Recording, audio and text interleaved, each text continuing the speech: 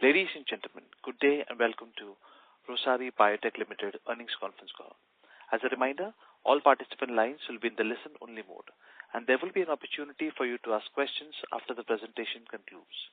Should you need assistance during the conference call, please signal an operator by pressing star then 0 on your touchtone phone. Please note that this conference is being recorded. I now hand the conference over to Mr. Mitesh Jain. Thank you, and over to you, Mr. Jain. Thank you. Good afternoon, everyone, and thank you for joining us on Rossari BioTech Limited's Q2FY26 earnings conference call. We have with us Mr. Edward Menezes, Promoter and Executive Chairman, Mr. Sunil Chari, Promoter and Managing Director, and Mr. Ketan Sablu, Group Chief Financial Officer of the company. We will begin the call with opening remarks from the management, following which we will have the forum open for a question and answer session. Before we start, I would like to point out that some statements made in today's call may be forward-looking in nature, and a disclaimer to this effect has been included in the earnings presentation shared with you all earlier. I would now like to invite Mr. Edward Menezes to make his opening remarks. Over to you, sir. Thank you, Mitesh, and good afternoon, everyone, and thank you for joining us on our earnings conference call. It is a pleasure to have you with us today as we discuss our Q2 FY2026 operational and financial performance.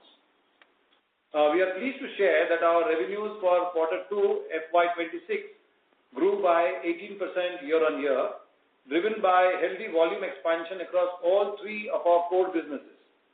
While the operating environment remained dynamic during the quarter, underlying demand across segments stayed firm. The HPPC, TSC, and AHN businesses each registered healthy year-on-year growth, supported by improved volumes and steady customer offtake. Although a subdued pricing environment impacted realizations, our broad product mix and diversification helped cushion the overall impact on growth. Innovation and R&D remain central to Rossari's growth journey. Over the past 6 to 9 months, our teams have developed new products, both in ethylene oxide-based and non-EO-based, guided by green chemistry principles to deliver sustainable, scalable, and customized solutions for customers across industries. These developments strengthen our technology pipeline and enhance our ability to address emerging global trends and export opportunities in advanced chemistries and performance formulations. On the manufacturing front, we are pleased to announce the successful commissioning of an additional 20,000 metric tons per annum capacity at our Dahej facility and 15,000 metric tons per annum of ethoxylation capacity at Unitop, marking the first phase of the planned 30,000 metric ton per annum expansion. The second phase and other capacity additions are progressing well and are expected to be commissioned over the coming quarters.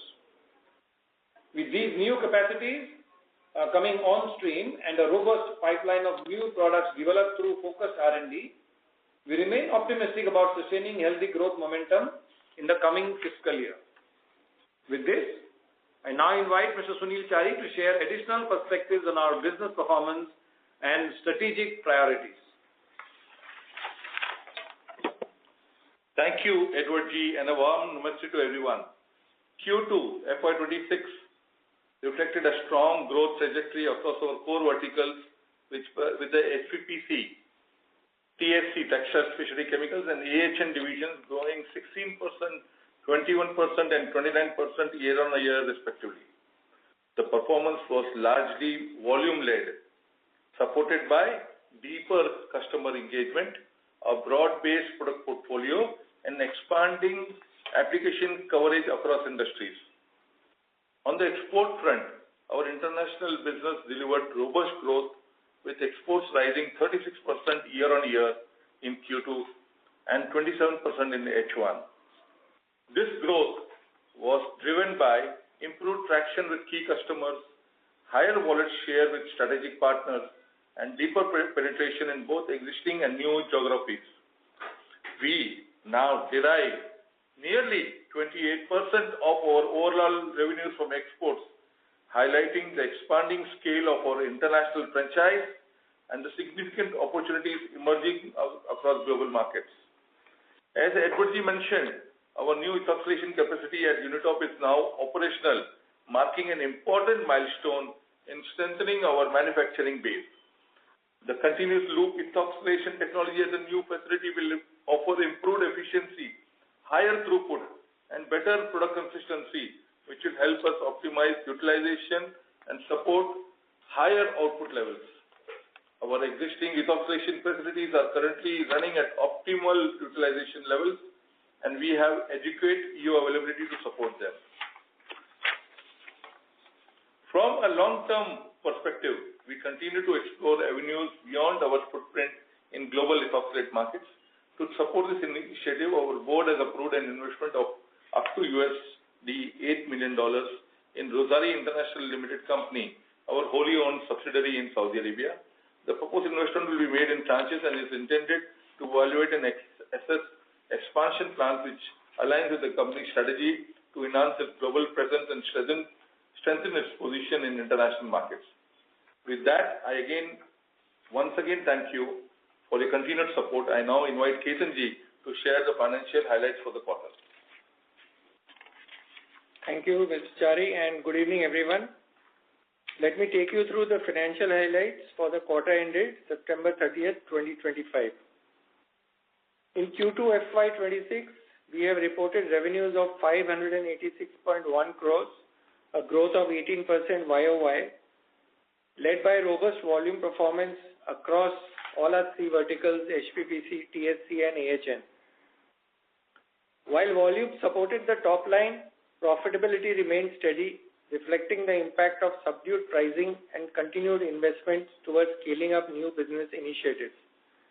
As these initiatives begin to contribute more meaningfully to the revenues, we expect profitability to strengthen progressively.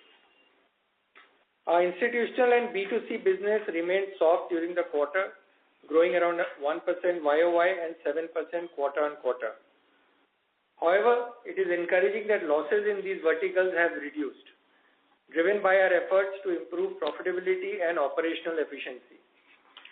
We remain committed to building this as a high-potential platform for a long-term focus on scale and sustainable performance. EBITDA stood at 71.9 crores with a margin of 12.3% compared to 13.2% in Q2 last year. Excluding the institutional and B2C verticals, our core EBITDA remained steady at around 15%. Expenses in the period, much of these is in line with our growth initiatives, capacity expansion, and some businesses being in their growth phase. We remain confident that as these initiatives scale up and reach operational maturity, they will contribute to margin improvement in the future. On the CapEx front, we have made significant progress with successful commissioning of our new capacities during the quarter. These additions take us closer to our total planned capital outlay of 192 crores, with the remaining projects to be commissioned and capitalized over the next few months.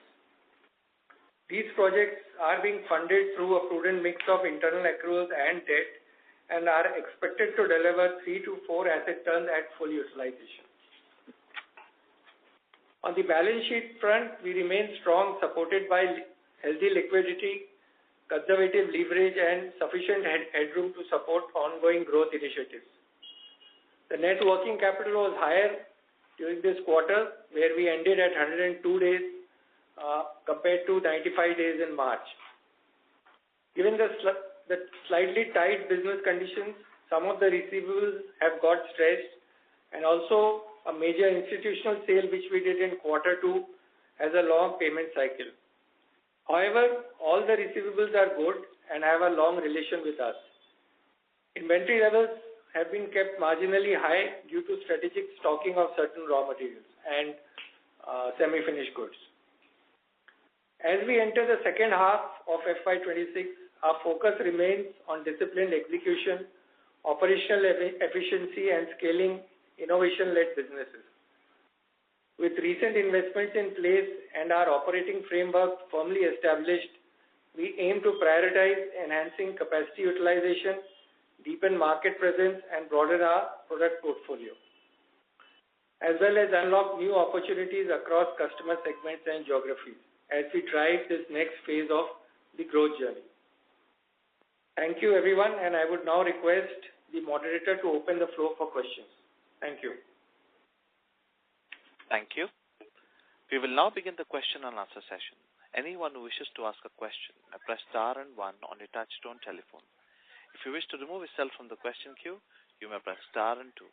Participants are requested to use handsets while asking a question. Ladies and gentlemen, we'll wait for a moment while the question queue assembles.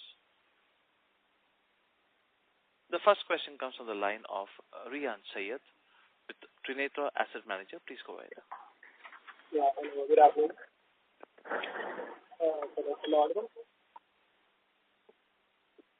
Hello. Yeah, you're not very well audible. Yeah, okay. So I have one question. I think you have commission additional $1,000 million at the ATM. We cannot hear you. We cannot hear you at all. Mr. Syed, we cannot hear you. Can you come in the range and talk? Yeah, okay. My first question is, you have commissioned an additional 10,000 million ton per capacity at Dahej, and 15,000 ton per flotation capacity unit. Could you share how utilization levels are ramping up and what incremental revenue potential of this expansion could deliver at full capacity? I'm sorry, Mr. Syed, you were not clear, but what I could gather was you were talking about the capitalization that has happened at Dahej and how the scale-up is going to happen. Yeah. So this plant has got capitalized in this quarter. The scale-up is going to happen over the next 2 to 3 years, and our assessment is that by FY28 we should be reaching the peak utilization of this capex. Okay. You have mentioned FY28, right? Yes. Okay, fair enough. And my second question is around the capacity expansion. You have said that with multiple capacity expansions, global initiatives and ongoing investments. So how do you plan to manage working capital and maintain a healthy leverage profile for near term? I'm sorry, I couldn't get your question. Sorry for interrupting. Okay, I repeat. Can you just fall back in the queue? Can I repeat my question again? Mr. Go ahead, yeah. Also, the second and last question is, with multiple capacity expansion, global initiatives, and ongoing investments, so how do you plan to manage working capital and maintain a healthy average profile in near term? No, so all the capacity expansions that are happening in a phased manner.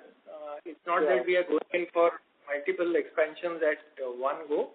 We are very mindful of how much of leverage we can do in terms of the balance sheet and the profitability numbers that come in. There are certain initiatives which are still at the exploratory stage. So these will probably come up a year or 2 years down the line, assuming that we understand that it makes sense for us to do. So some of them are more exploratory, and we'll be mindful of in terms of leveraging and funding these capexes.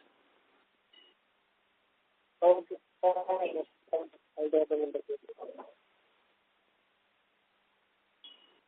Thank you. Next question comes from the line of Pranav Doshi with Ardeko Asset Management. Please go ahead. Yes, good afternoon, sir. Am I audible? Yes. Yes. So my first question is on our growth in export momentum has been very strong.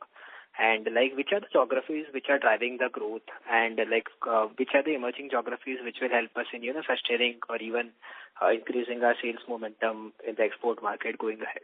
Yes, that is my first question. Yeah, so we have now been targeting for quite some time geographies other than the Americas and the Europe, which traditionally have been majority of our exports. So the new geographies are Far East, Southeast, and the MENA region. and we have seen growth in all these countries in the last quarter. Okay. So like those would be the emerging geographies then, right? So currently that would be like less than 10% of our sales, the Far East and the MENA region.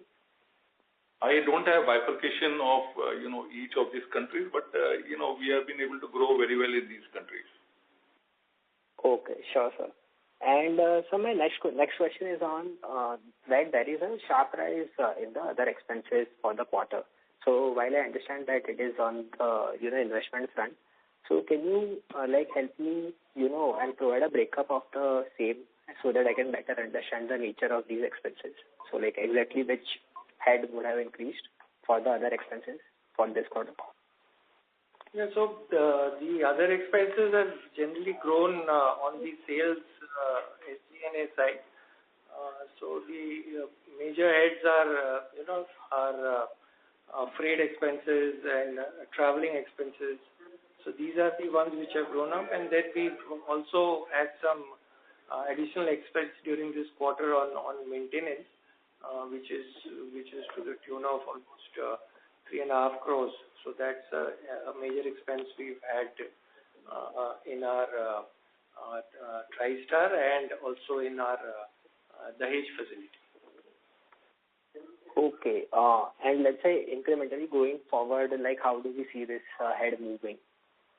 So, I'm asking just because let's say YOY sales has grown by around 18%, while this head has grown around 27%, and you talked about increase in the increase in the expense because of investment. So I was just trying to understand that piece. Yeah. Yeah. So some of these expenses have also increased in our B2C business, the institutional and the B2C business. But overall, we expect that the expense levels should be at the H1 levels that we have reached now. We should be around that kind of levels for the rest of the year. Okay, so like H2 over H1, there would not be much of an incremental growth.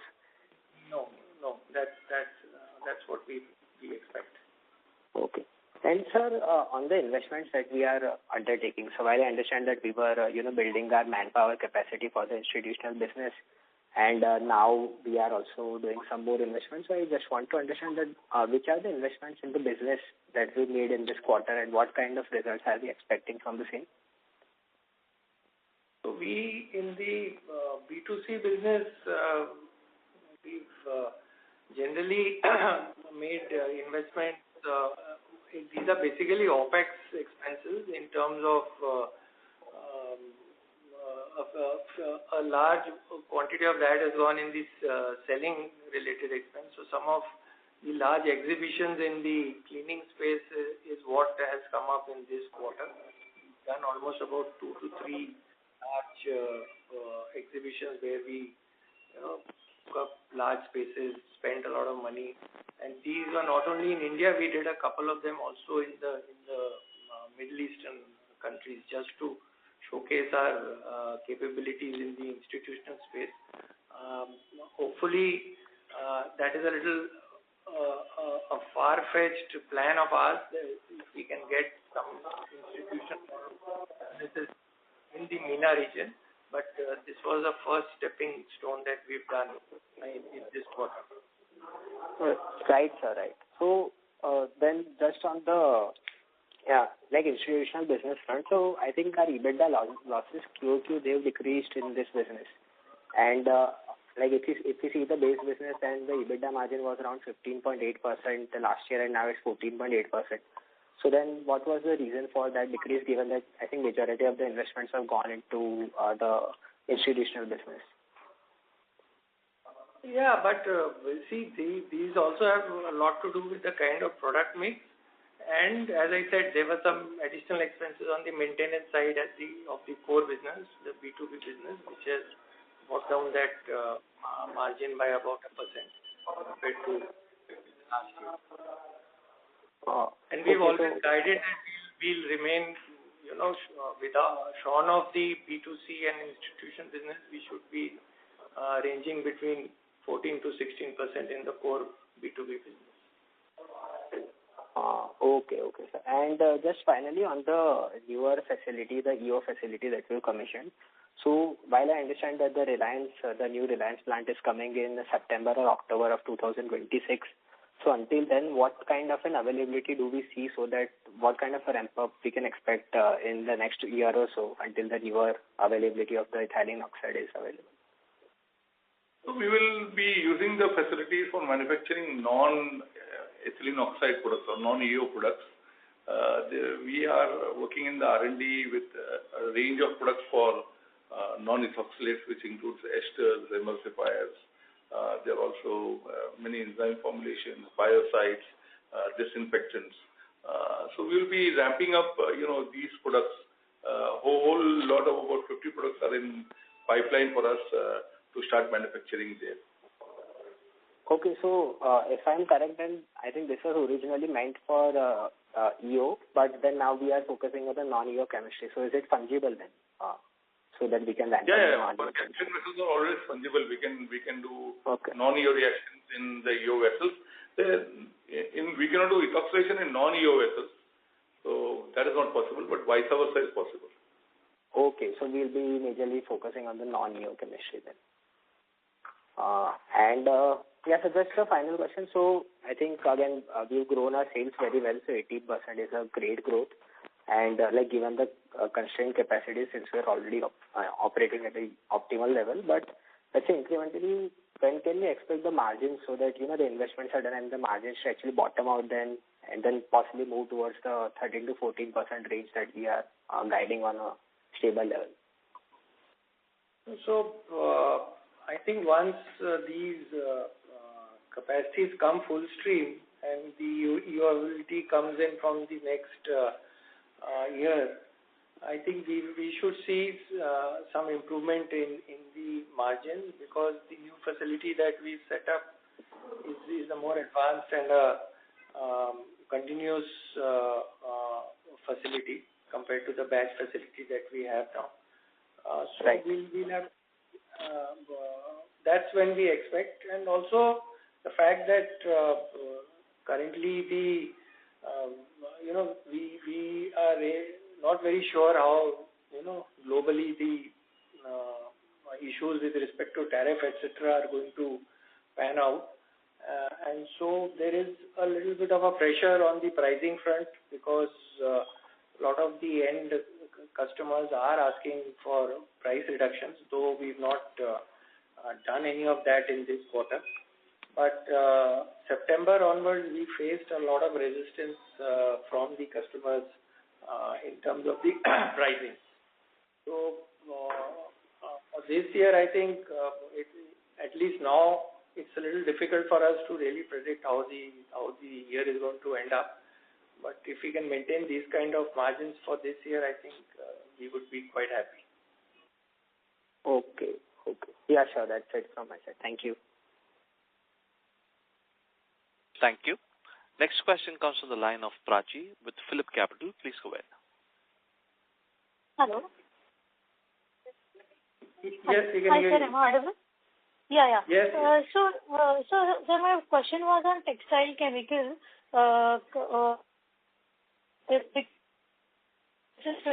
Do we expect a degrowth from onwards, or what is and even for the whole year terms, we are expecting a mid-teen kind of growth.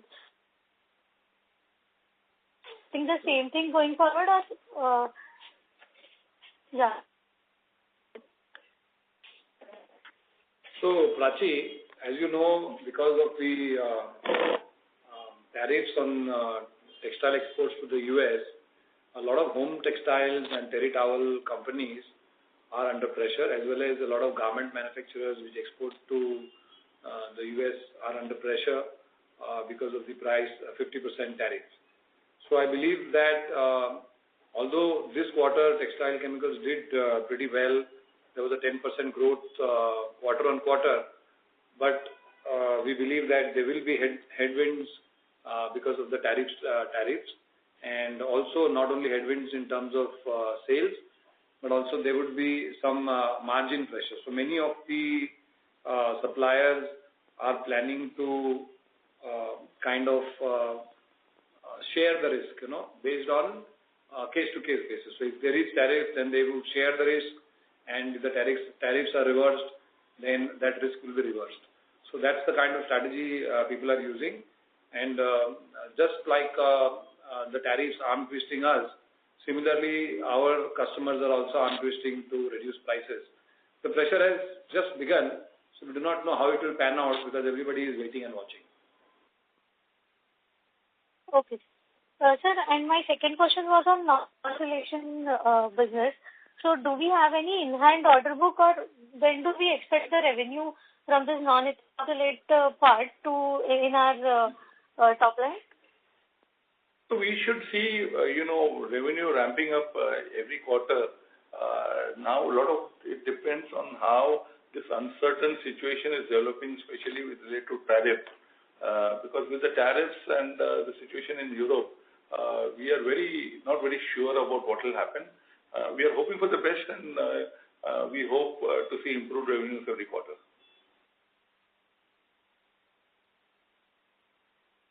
Okay, sir. That's it from me. Thank you. Thank you. Next question comes from the line of Sanjesh Jain with ICICI Securities. Please go ahead. Yeah. Good evening, sir. Thanks for the opportunity. I got a few questions. Good evening, sir. Good evening, sir. Badhiya, sir. Thank you. First of all, happy Diwali and happy Dhanteras to the entire Rossari team. Happy Diwali to all. A couple of questions. First, on the new capacity which has come up, I thought we were running short only on ethoxylate capacity, and the non-ethoxylate capacity we already had enough. Now, how does this new capacity coming in and not having enough EO is going to help us? So we grew 20% practically in volumes based on the non-EO capacity. The capacity of EO is already fully utilized. No, that's what I'm telling. We already have enough capacity on non-EO, and we are already growing there, no doubt. Yes. And a commendable job. But I'm telling EO capacity coming in, which we have just commissioned, how it's going to aid the non-EO facility, because I didn't think that we have ever mentioned having faced any capacity issue on the non-EO side of the business. No. I said that we can use these reactors wherever needed for non-EO production. And the capacity which is coming up is called MDEA, which is a methyl diethanolamine, which is a continuous ethoxylation facility where we cannot do anything else other than MDA and some amines. So that is not fungible, but the reactors, if the ethoxylation reactors can be used for non-ethoxylation if required. But the non-ethoxylation reactors cannot be used for it. Chariji, that I understood. I said that are we facing issue even in a non-EO side of the business? No, not at all. We have adequate capacity in the non. But what is happening is there are some reactions which are special. For example, when we do distillation, then the size of the column is very, very important. The condenser size is very, very important. और उधर क्या होता है कि सब reactors में the size of the distillation column is not the same. So sometimes we have some reactors where high temperatures is required. So there we have to use high therm liquid which is the boiler with to get higher temperatures. And there are some steam based reactors where only steam can be used. We cannot use higher temperatures. So that could be the constraint, but otherwise there is no constraint in non-EO production. For certain kind of esterification reactions, where again we require high distillation, we have some capacity constraint, but we are in the new capex which is approved, and we are doing small additions in reaction capabilities wherever we don't have such kind of reaction. Got it. Second question is for Edward Ji. Sir, you said that you are we have developed a very strong pipeline on the product, new chemistry, new product. Can you help us understand how many new products, what application they deal in, what is the market we are looking at in terms of addressable market, and any initial customer approval that we have received? Some color over that will really help us. So some of the products very recently that we have developed are the biosurfactant. The earlier facility was a pilot facility, which was in excess of little bit in excess of 1 ton. Now we have ramped up this facility to about 10 tons. So the biosurfactants is something that we are looking at to make about 250 tons plus in the year. These are sophorolipids, and some research has already been initiated for the rhamnolipids. So this is one kind of product that we've introduced in the recent past. Then we have cocoaminopropyl betaine, that is CAPB.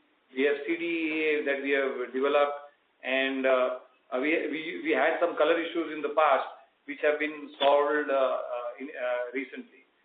Similarly, the silicone block polymers were basically made at our subsidiary company Romac. Again, there the capacities were much smaller than what we have installed at Rossari. So we have ramped up our silicone-based products. Another product that we've successfully introduced is the silicone surfactant, which is a super wetter which goes into agro and which goes into other textile formulations. So this is another product that we have introduced into the marketplace.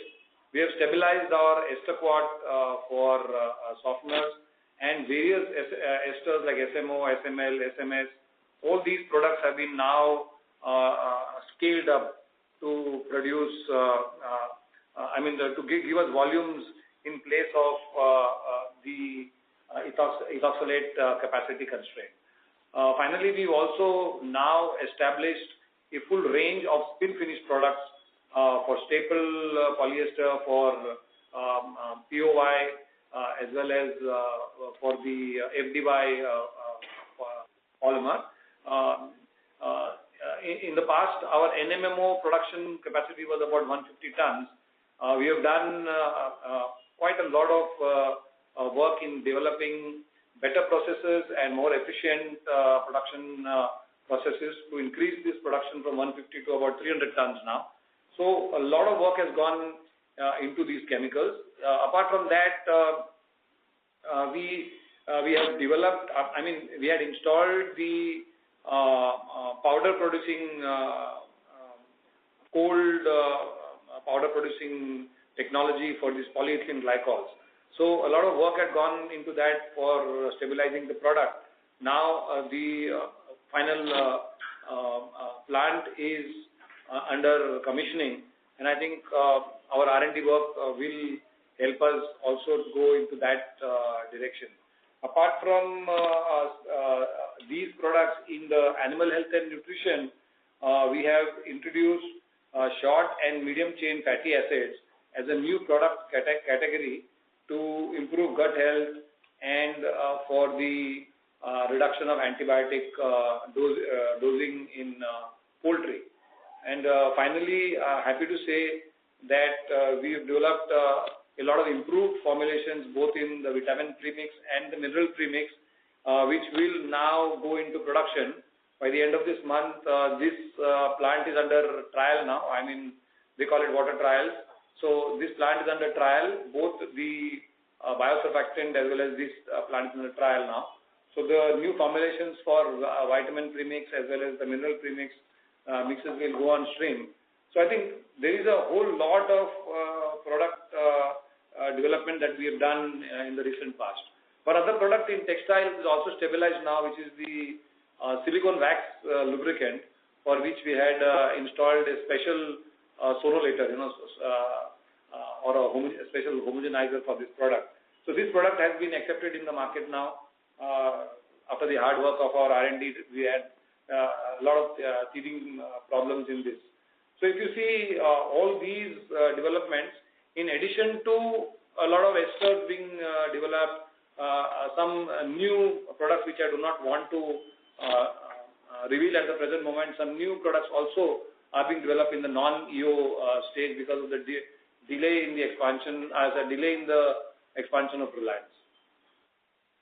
Got it. That's quite clear and quite elaborate. Thanks, Edward. The third question is on the Buzil Rossari. The revenue growth of 1.4% looks quite muted versus what we have been doing for last 2-3 years, where the growth was upwards of 25%. What led to this sudden drop in the growth rate in the Buzil side? So we have been restricting low margin, products and trying to filter out some kind of range.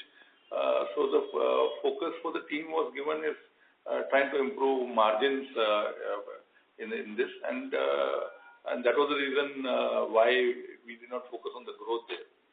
But growth will certainly come there. Okay. The last question again on the margin. We have significantly cut the losses in the Buzil. At the overall margin improvement, in fact, it has deteriorated sequentially. Why there is a sharp drop? How much of these investments are what we are doing is one-time in nature, or these are all largely recurring in nature? No, so Sanjesh, on the expense side, I think there were a few one-time charges that have happened in this quarter. So this quarter, approximately about 2.5 crores out of the total expense is a one-time kind of an expense that we had to do. Hopefully, these will not come in the next following quarters. Otherwise, the expenses were generally in line with the business. So some freight and all, as I said, a lot of the exports that we did, they were certain because of the issues of tariff and all. They, in certain cases, while we didn't drop the prices, there were certain freight expenses which we took to our account. So those have also hit us in this quarter. But that, I think, is not a one-time. We, at least for the next 2 quarters, we will keep having those kind of expenses. Got it. So margin expansion largely rests in FY27, right? FY26 should be about similar range. Yes. Got it. Thanks everyone for those detailed answers, and best of luck for the coming quarters. Thank you, and happy Diwali to you. Thank you. A reminder to all the participants that you may press star and 1 to ask a question. Next question comes from the line of Rajit Agarwal with Nilgiri Investment Managers. Please go ahead. Good afternoon, sir. This is regarding your operating cash flows, which turned negative as of September 2025. And you mentioned, you had a brief mention about the working capital getting extended. So do you see that persisting in the coming quarters, or do you see that trend reversing? No, so this quarter we had, as I already talked about, a little stretch on the working capital. I think that led to this negative cash flow. Hopefully, things will ease out in the coming 2 quarters, and we should be back to the positive number by the end of the year. Right, sir. And sir, now just to understand your overall strategy around managing the balance sheet, and this is not a question from leverage point of view or debt to EBITDA point of view. It's more to understand how you're going to finance the requirements coming up. Let's say the working capital stays stretched. You have substantial capex coming up. You have also committed investments in Saudi Arabia and Southeast Asia. And you have actually raised a large amount of short-term debt during the last 6 months. So I mean, do you see yourself raising long-term funds, and what will be the kind of debt number as of end FY26? I mean, if you can explain how you are looking at or how you are approaching funding your cash flows and your capex and your investments. Yeah, so as I said, sometime earlier today that most of these capexes, the large ones, the cash flows have already happened. Now the other capexes which we have announced, they are going to come over the next about a year or so, and there is a substantial spread in these capexes.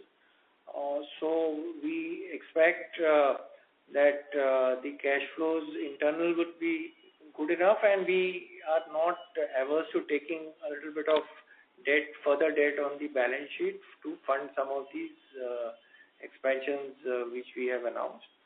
On the working capital front, I think this was a temporary glitch which has happened because of the various business and business environment reasons. Once the agro season now slowly tapers off, the collections will start improving. We had seen this even in the last year. This quarter was a little, the Q2 becomes a little stretched with the agro season being around this time. But by the end of the year, we were very comfortable in terms of our cash flows. And in terms of further leveraging our balance sheet, I think we have a lot of options in terms of raising debt or capital. But those calls we'll take only when some of these projects which we are planning actually see the light of the day or are a little more advanced. The current investments in Southeast Asia or Thailand that we've done, that will also come on stream by the end of Q3. That is a small capex. It's not a very large payout because that's just a blending unit that we are setting up there. We'll see how that pans out, and then if required, we'll set up a little more expanded facility there. But the current one is pretty small. On the KSA front, I think we are still a little while away in terms of our plans.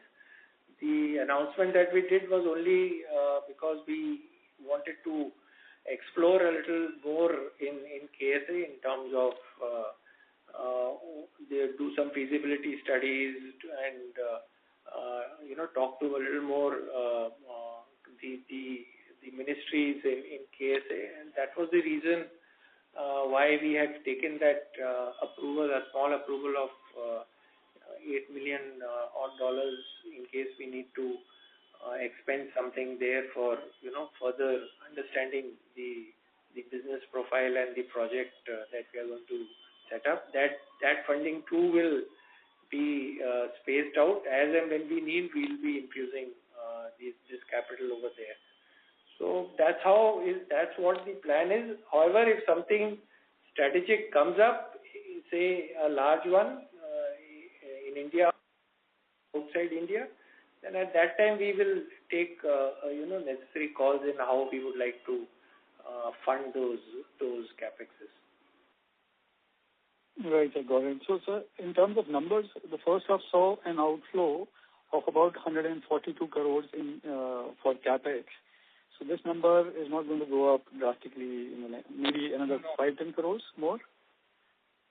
Yeah, it should go up by about, as of now, go up by, I think, another 20-25 crores, not more than that. 20-25 crores. And the debt figure should also stabilize at the current numbers? Yes. Right. Thank you. Thank you, sir. Thank you. Next question comes from the line of Tanvi Parekar with Anand Rathi Institutional Equities. Please go ahead. Hello, sir. Good afternoon. I just want to have some clarification regarding the reported numbers for Unitop capacity. So in FY22 and 23 annual report, the Unitop capacity is reported at around 86,000 tons, whereas in FY24, the reported capacity is 60,000 tons. So could you just elaborate what's the difference here? Which 2 years you said? FY22 and 23, it's reported as 86,000 tons. Okay, got it.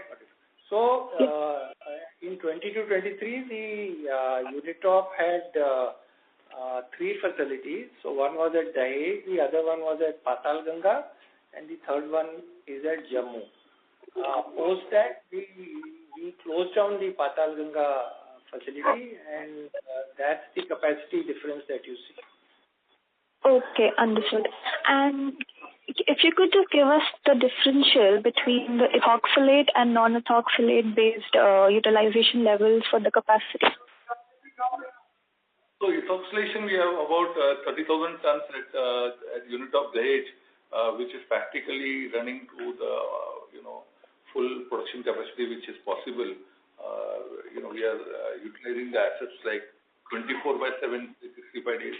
And in fact, even in Diwali this time, we are running the assets because this month there is an EO shortage because the Dahej plant of Reliance is not operational. There is a sudden problem in some manufacturing asset in Dahej, whereby we are not getting a single kilo EO from Dahej in this month.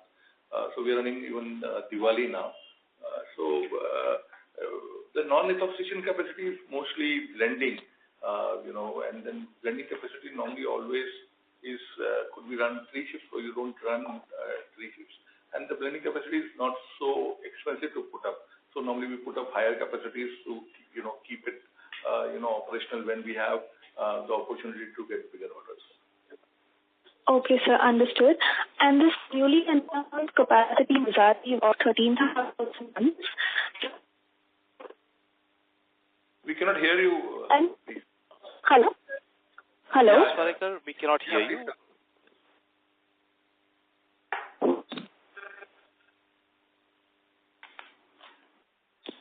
Ms. Parekar, we cannot hear you. Can you bring the headset closer to your mouth? Hello? Can you hear me now? Yes, please go ahead.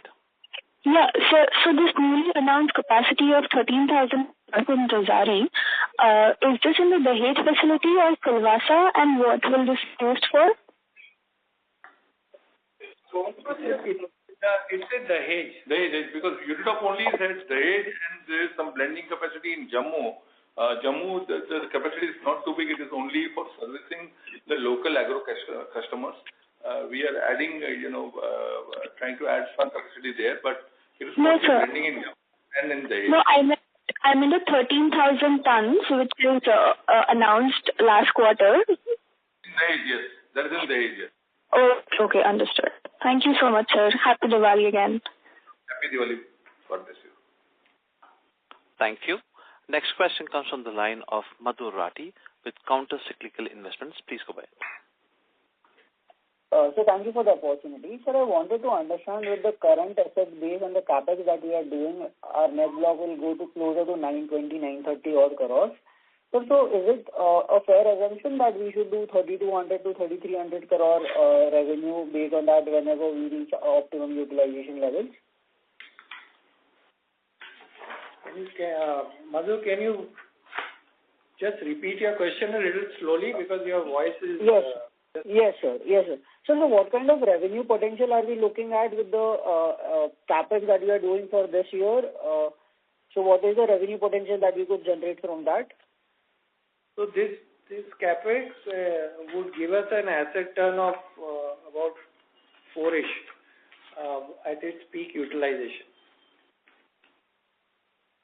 And so that is also the number that we should consider for our current asset base, or is it lower or higher for that? No, it's around that same number.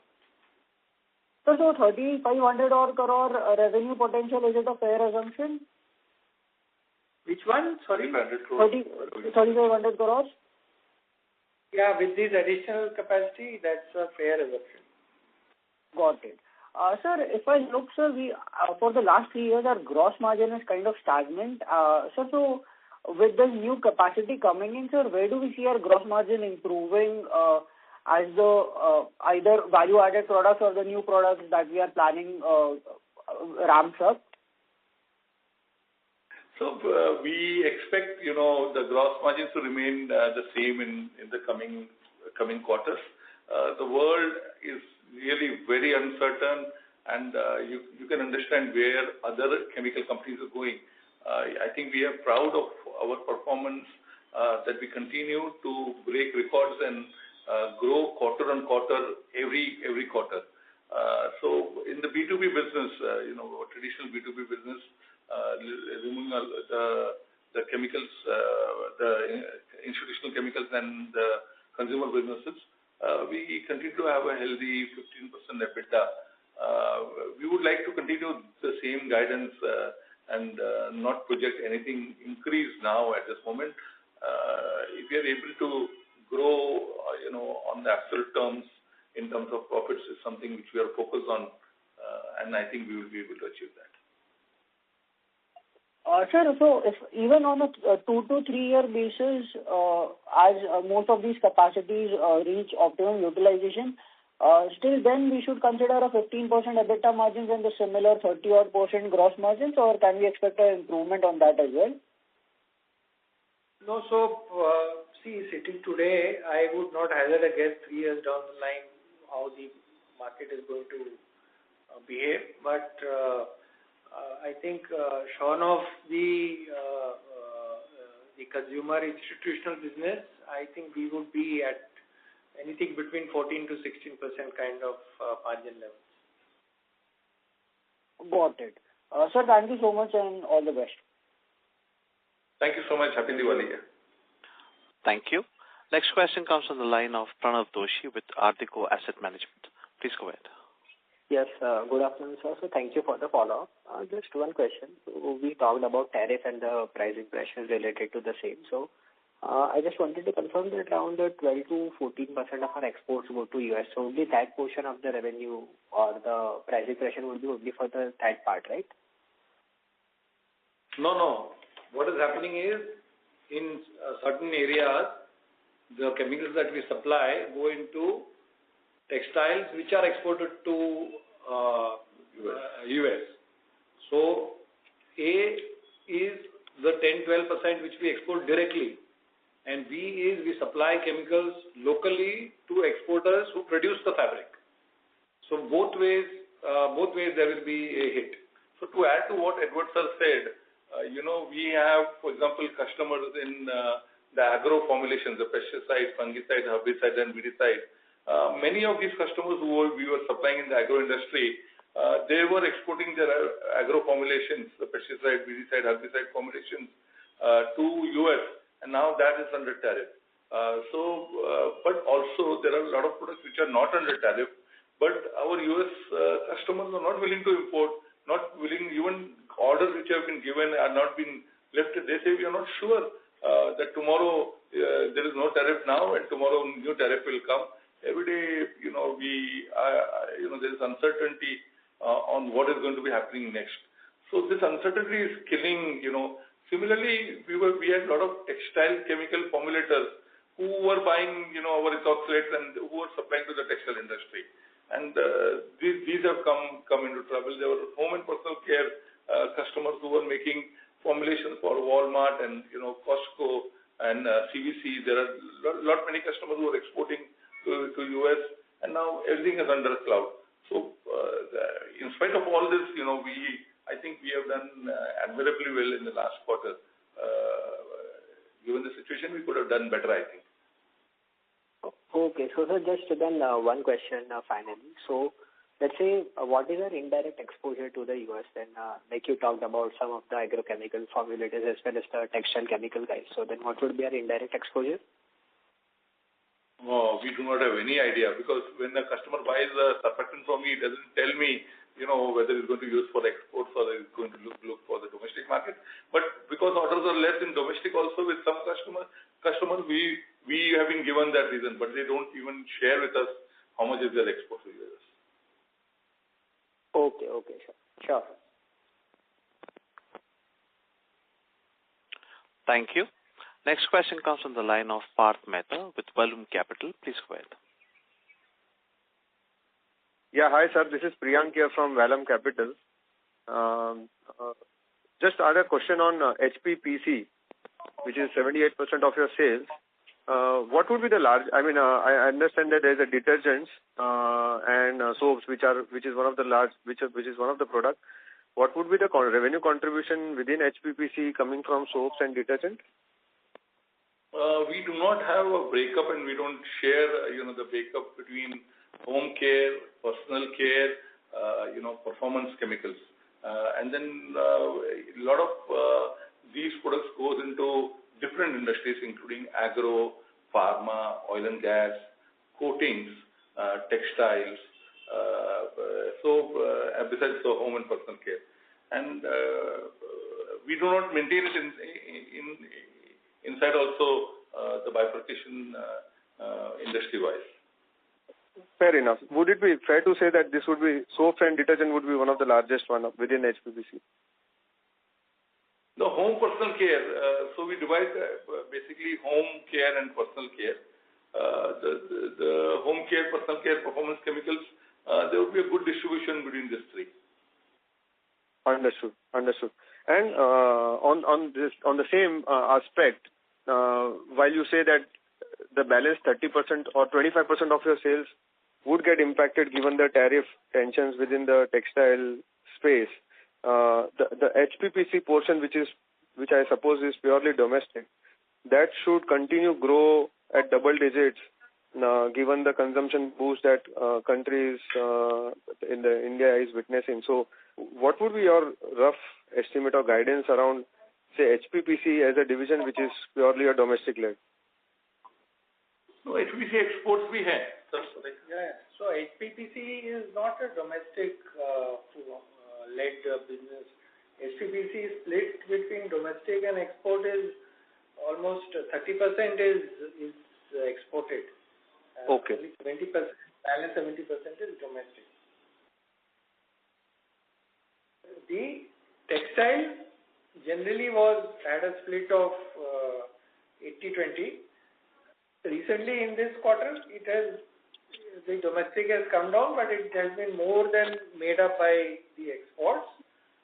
In textile, we have actively in the last 6 to 10 months built up a lot of new geographies in Southeast Asia, North Africa, Turkey, etc., Egypt. So some of that is now actually paying off because the domestic demand having softened for these reasons, the exports have not really got impacted. In fact, we've been able to grow in the export market in textile. Understood. Very clear. One last thing, at the start of the year, we were guiding for a 15% kind of an EBITDA growth, which I'm supposing for a H1, it has been much lower than what we would have thought for FY26 as a full year. I somewhere heard you saying that we still continue to maintain the same guidance. Is that correct understanding, or should we think of revising the guidance for FY26? No. We have said that for the balance year, in terms of the EBITDA margins, we have guided that it will remain at the similar levels as the H1. In spite of pressures on pricing and all, we are still hopeful that we'll be able to push through this year with similar kind of margins. Excluding the consumer and institutional business, we've said we'll be in the range of 14 to 16%. That's what we've guided. 14 to 16% is the EBITDA margin guidance for H2. That is what the guidance is, the key takeaway, right? Without the consumer business. Without the consumer business. What would be the guidance for? Okay, got it. Understood. Thank you, sir. Thank you. Thank you. Thank you. Next question comes from the line of Bhavna Israni with Ambit Asset Management. Please go ahead. Hi, sir. Am I audible, sir? No, not audible. You can be a little louder, Bhavna. Yeah. So, sir, last week there was the news that the US has sanctioned some distributors who were importing chemicals from Iran.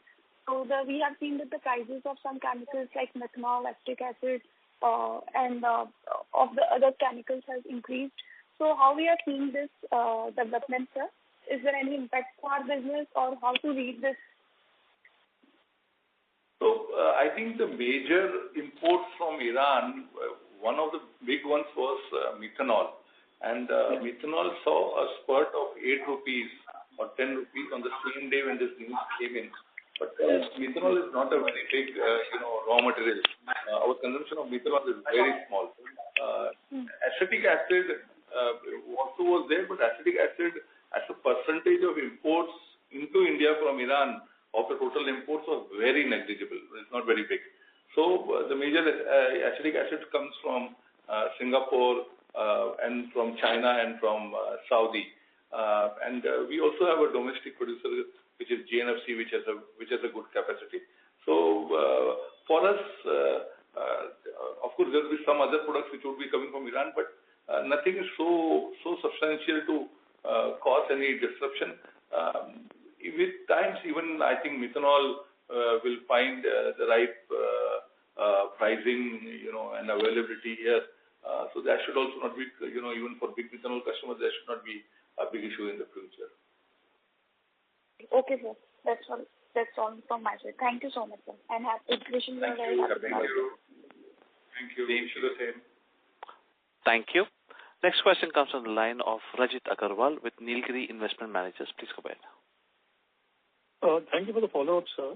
Will it be possible to share the numbers, the top-line growth in terms of volume growth and decline in realizations on an average basis? No, so as we said, the growth that has happened, most of it is a volume-driven growth. We don't give a specific in terms of the numbers, but if there was a realization dip, it would be marginal. It's not substantial. Yes. I'm just trying to understand. Yeah. I said that we've been able to hold on to prices at least for this quarter. Right. And so on capacity, the 97 and 95 crores of capex that was announced in the last quarter, that is going to come on stream in FY27. Is that correct? Yes, that's going to be happening in sometime in FY27. Because that has a 5-6 projects that are part of that entire thing. So some of them will happen a little earlier, some will happen a little later. So in a phased manner, it's going to happen. Right. So at the end of FY26, we will have a capacity of about 385,000 tons, approximately? Yes. Yeah, approximately. Correct. 385 is the number we can go to, right, sir? Right. Okay. Thank you. Thank you. Ladies and gentlemen, as there are no further questions, we have reached the end of question and answer session. I would now like to hand the conference over to the management for closing comments. Thank you, everyone. I hope we have been able to answer all your questions satisfactorily. Should you need any further clarifications or would like to know more about the company, please feel free to contact our team or CDR India. Thank you once again for taking the time to join us on this call. And on behalf of Rossari, I wish all of you a very happy Diwali. Good evening. Thank you. On behalf of Rossari BioTech Limited, that concludes this conference. Thank you for joining us. You may now disconnect your lines.